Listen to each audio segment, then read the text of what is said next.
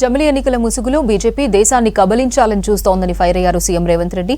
కేంద్రం కుట్రలను తిప్పికొట్టాల్సిన అవసరం ఉందన్నారు. హైదరాబాద్ రవీంద్ర భారతిలో సిపిఎం ప్రధాన కార్యదర్శి సీతారాం ఏచూరి సంస్మరణ సభకు సీఎం రేవంత్ హాజరయ్యారు. ఏచూరి లాంటి వ్యక్తులు ఈ సమయంలో లేకపోవడం దేశానికి తీరని లోటన్నారు. నమ్మిన సిద్ధాంతాల కోసం చివరి శ్వాస వరకు నిలబడేది కేవలం కమ్యూనిస్టులేనని కొనియాడారు.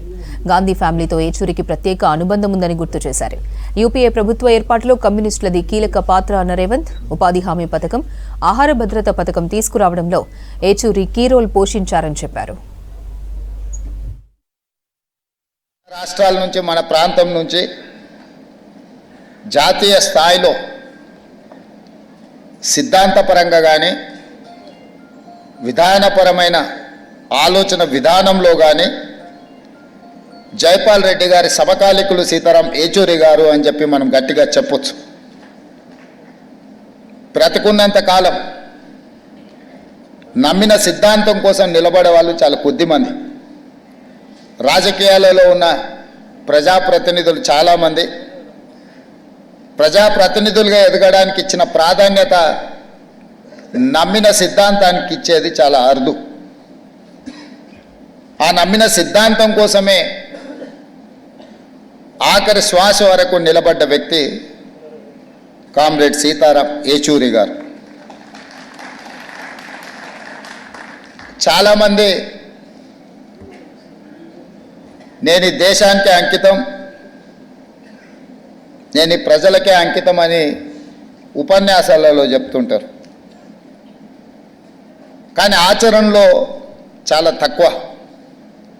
కానీ సీతారాం ఏచూరి గారు బ్రతికున్నంతకాలం ప్రజల పక్షాన నిలబడమే కాదు, వారి మరణానంతరం కూడా వారి కుటుంబము వారి పార్థివ దేహాన్ని ప్రజలకే ఇచ్చి ఇతరులకు వారు ఉపయోగపడాలనే విధంగా ఆదర్శంగా నిలబడ్డారు. అంటే నిజంగానే వారి దేశ పేద ప్రజలకు, ఈ దేశంలో అవసరం ఉన్న వాళ్ళ కోసం వారు అంకితమైందని చెప్పి మనం మాట్లాడుకోవచ్చు.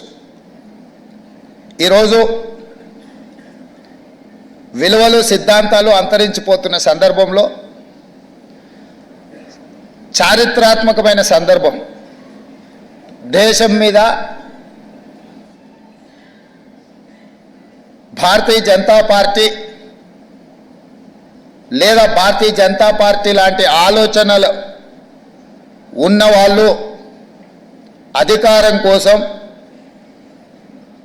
జమిలి ఎన్నికల ముసుగులో ఈ దేశాన్ని కబలించాలనుకుంటున్నప్పుడు అత్యంత చారిత్రాత్మకమైన కీలకమైన సందర్భంలో సీతారాం ఏచూరి గారు లేకపోవడం ఈ దేశానికే తీరని నష్టము అని చెప్పి రాహుల్ గాంధీ గారి ఏ ఆలోచన నేను 100% ఏకీభవిస్తున్నా. రాహుల్ గాంధీ గారికి, గాంధీ కుటుంబానికి సీతారాం ఏచూరి గారితో చాలా సన్నిహిత సంబంధాలు ఉన్నాయి. రాహుల్ గాంధీ గారు సీతారాం ఏచూరి గారిని ఒక ఫ్రెండ్గా, గైడ్గా, ఫిలాసఫర్గా, ఒక సిద్ధాంతకర్తగా బాగా ఇష్టపడతాడు. వారు చనిపోయినప్పుడు అమెరికాలో ఉన్న రాహుల్ గాంధీ గారు ఈ అంశాన్ని వారే మనందరికీ చెప్పడం జరిగింది.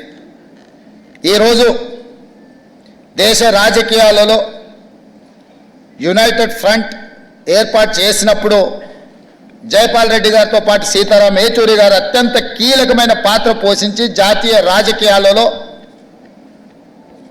ప్రజల పక్షాన నిలబడాలని ఆలోచన చేసినప్పుడు వారు బాధ్యతాయుతమైన బాధ్యతను నెరవేర్చి, ఇదే కాదు 2004లో UPA 1 UPA 2 Congress party communist ఇతర రాజకీయ పార్టీలను కలుపుకొని యూపీఏ 1 యూపీఏ 2 ప్రభుత్వాలను ఏర్పాటు చేసి ఫుడ్ సెక్యూరిటీ బిల్ కావచ్చు, రైట్ టు ఎడ్యుకేషన్ యాక్ట్ కావచ్చు, రైట్ టు ఇన్ఫర్మేషన్ యాక్ట్ కావచ్చు, ఉపాధి హామీ పథకం కావచ్చు, ఇవి దేశంలో చాలా విషయాలను సమూలమైన మార్పు తీసుకురావడానికి తీసుకొచ్చిన చట్టాలు.